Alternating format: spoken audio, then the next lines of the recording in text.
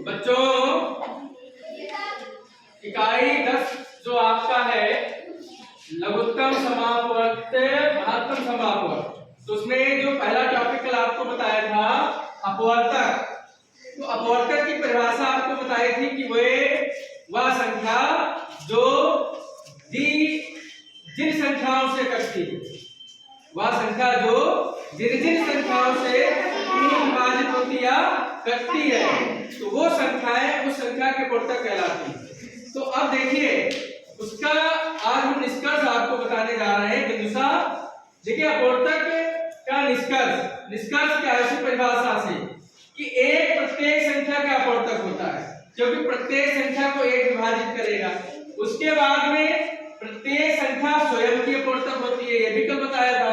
जैसे आपका 36 है या 12 है या 13 है, तो 12/12, 13/13, 36/36, मतलब प्रत्येक संख्या स्वयं की अपवर्तक है, क्योंकि वो स्वयं से विभाजित हो जाती है।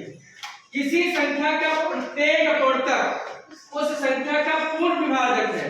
मतलब क्या है, जैसे सपोज करिए मान लेते 4 है, तो 4 को 2 दूनी 4, 2 कम 2 करेंगे, तो पूर्ण विभाजक का मतलब 4 4 से पूर्ण विभाजित हो रहा है, 4 2 से पूर्ण विभाजित हो रहा है, 4 1 से पूर्ण विभाजित हो रहा है, वही लिखा है। ये जो है ये क्या है, ये है 4 के बेटा क्या अपवर्तक, तो ये एक पूर्ण विभाजक है।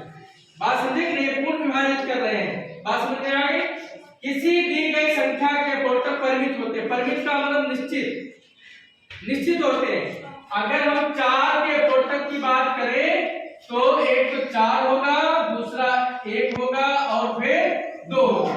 मतलब इसके अपवर्तक सिर्फ और सिर्फ 3 ही होंगे, 3 के अलावा ना तो कोई चौथी संख्या होगी, ना 2 होगी, ना कम हो सकते हैं ना ही ज्यादा होते हैं।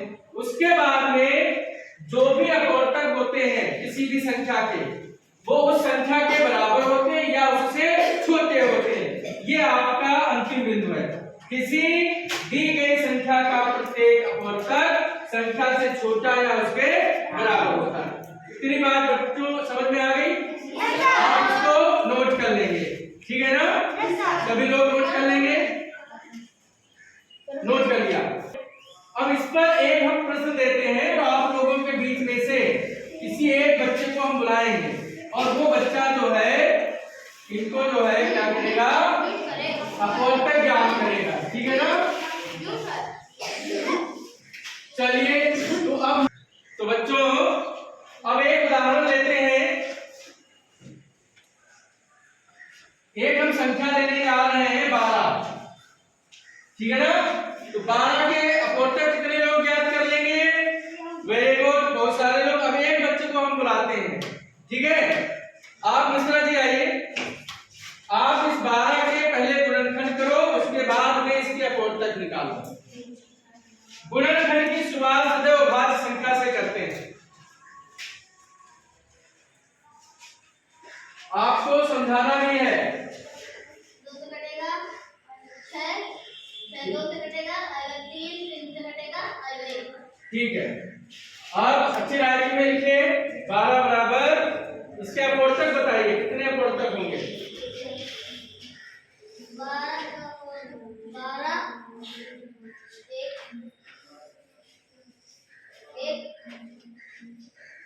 कमा 2, ठीक है, कमा 4, ठीक है, कमा 6, ठीक है,